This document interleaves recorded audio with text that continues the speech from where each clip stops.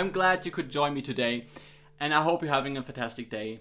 In this episode, I'm going to talk about Dragon Ball Z. I just watched all 291 episodes of the Dragon Ball Z anime, and I'll give you my impressions, what I liked, what I disliked, and at the end I'll give you my rating. So when we stopped watching the original show Dragon Ball, when we finished it, we directly went over to Dragon Ball Z, which is the second show, and it's a direct sequel, it's a continuation of the story. And the first thing I noticed was the cinematic feel to it. They formatted it from the 4:3 format to the widescreen format with the black borders, and it really looks cinematic. I like that. And also what I liked is the art style of Dragon Ball in general. Akira Toriyama's art style is one of my favorites. I really love his art. And if you read the mangas, you notice that over the years, from Dragon Ball to Dragon Ball Z, from the beginning to the end, he changes his art style, and they did a great job portraying that in the anime as well. You can see the change, and that's pretty cool. Another thing that I liked was the music. It was a continuation from the first anime. It was really fitting, and sometimes if you watch animes that are a little bit longer, you notice that they only have a handful of tracks or songs or pieces, and they repeat them over and over again, and it can get really annoying. But this wasn't the case with Dragon Ball Z. They had new music, new pieces, and they were all fitting. It was like on point, it was really great. And another thing is that after a while, they put in new pieces and new tracks. So they mixed it up a little bit. They had a fresh wind coming into the different kind of sagas. So each anime is divided into sagas, and for each saga it felt like they had new pieces and new tracks. So the music was on point. I really liked that, and I think I will go through the sagas without spoiling anything or without spoiling major things and tell you what I really liked. It starts off right after Dragon Ball, the original series, was finished or stopped, and it's a direct continuation. It starts basically a short while after. The cool thing is you have the whole gang meeting up at Muten Roshi's house, and there's something coming from out of space, a menace. It gives the characters an ultimatum. It starts off so cool, and I really like that about Dragon Ball Z. The story is really, really awesome, and they did a great job showing this in the anime as well. This is the Raditz or Nappa and Vegeta saga, which is really awesome. After that came the Namek and the Frieza saga. What I liked about that was the whole travel. Bulma, Son Gohan, and Krillin were traveling from Earth to another planet, so it took Dragon Ball to outer space. That was something really cool, that they took it to the next level there. And again, all the adventure in Dragon Ball, that's something I really like. And it always ends up in this epic fight with this mega villain, which is cool, but what I prefer is the adventure aspect. So what I liked in the Vegeta and Nappa saga was the training of Son Gohan, when Piccolo took him and put him on this island and said, so you have to train here for half a year now on your own, and get to know how to survive and how to take care of yourself. And that's a small little adventure for a couple of episodes that Son Gohan has there, which is awesome. Again, the travel to the other planet with the three characters I mentioned.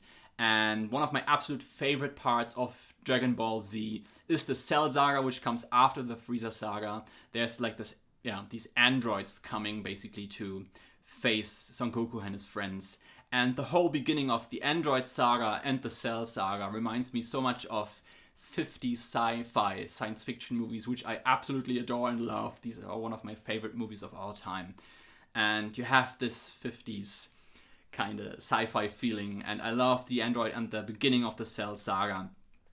After the Cell Saga comes the Buu Saga, which is such a great story, such a cool setup, such a mean and unpredictable villain, and a lot of stuff is happening there. And these are basically the sagas. So what didn't I particularly like about Dragon Ball Z? Again, it's 291 episodes, which is a lot to take in, which is a lot to digest.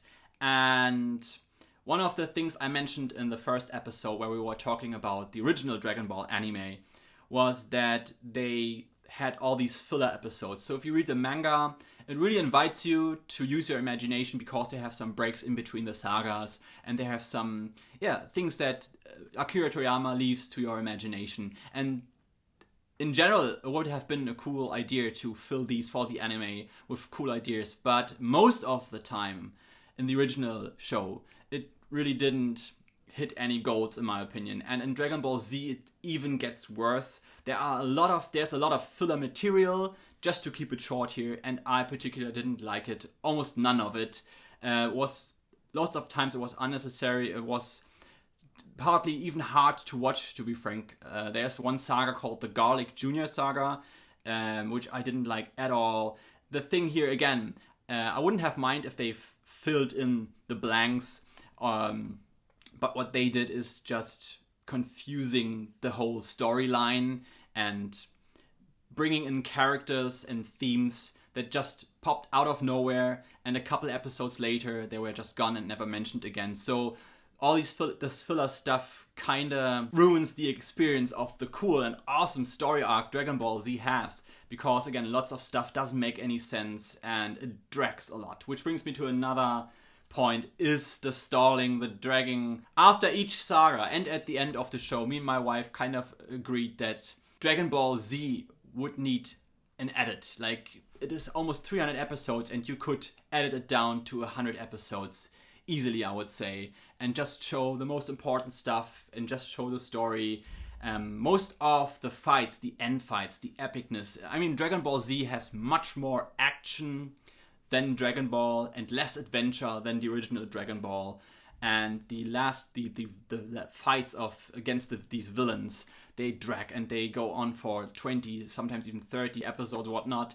And you could shorten this down, because sometimes if you're in one of these final moments of one saga, it feels like you're watching the same episode over and over again while you progress. And yeah, it's a bit frustrating sometimes.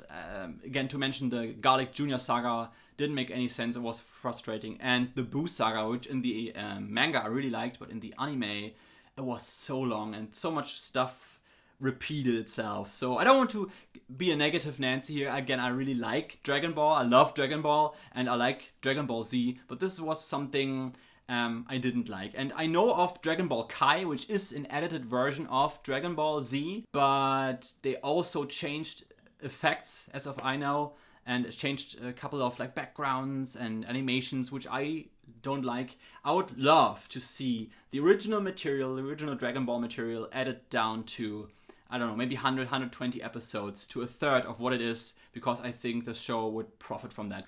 And yeah, another thing maybe would be some characters. Some characters were really shining in the original Dragon Ball, but in Dragon Ball Z, they kind of degraded them to background material. For instance, Muten Roshi was such a cool character in the original Dragon Ball, but in Dragon Ball Z they degraded him to this pervert. While in the original Dragon Ball, the dirty humor was really fitting, really funny, and even story-driven. In Dragon Ball Z, it was just making a pervert joke, and then it was cutting back to an epic fight. So yeah, that's something I didn't like. Chi-Chi was a really annoying character, to be honest. And Boo, the kid Boo at the end, was also really annoying. It was like screaming and yelling for, it felt like 30 episodes. And again, it was really dragging. So if it would have been a bit more shorter, it would have been even greater. And it deserves that, because it's such a great anime, such a great story in general. The Dragon Ball Z story is so cool. If I compare the original Dragon Ball with Dragon Ball Z, and you would ask me which show do you like more, I think I'll go for the original show, because it has more adventure. I like the traditional Asian, like Chinese, Japanese theme that the original Dragon Ball had, with the martial arts and the buildings, the food, the jokes. And in Dragon Ball Z, it quickly disappeared and you just had lots of action. If you're a fan of action and of just fighting and trash talking and whatnot, this is for you. Did I have a blast watching Dragon Ball Z? Absolutely. Again, all these sagas that I mentioned, they were so cool. It was so cool to finally see the whole show from start to finish. Back then, I watched it every time it came on TV, but I think I've never watched the whole thing back to back in one session, which I did now, and it was great. It was a cool experience. The version that we watched was in English. It had the Japanese audio tracks, so all the sound scape was and the music was Japanese.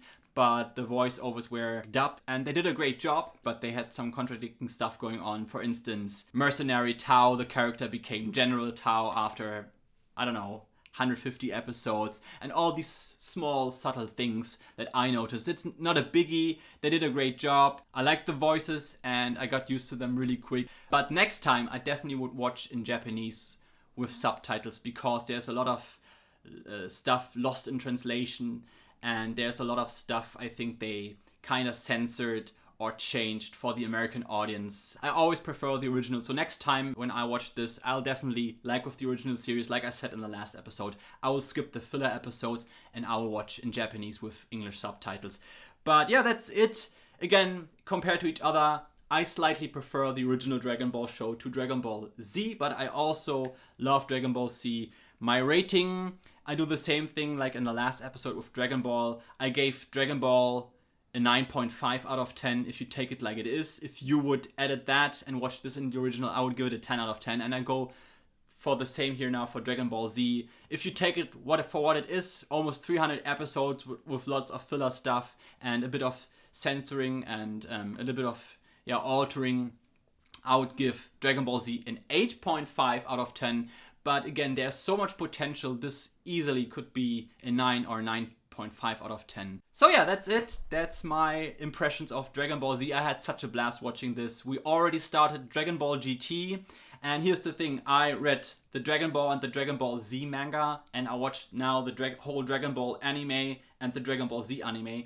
But I never ever watched Dragon Ball GT and Dragon Ball Super. So I'm super excited to watch these. I don't know anything about them. I just watched the first episode of Dragon Ball GT, and here's a little spoiler alert. I liked it. I really liked it. So I can't wait to do the follow-up episode on Dragon Ball GT and after that on Dragon Ball Super. So thank you so much for watching. Take care, and I see you in the next episode.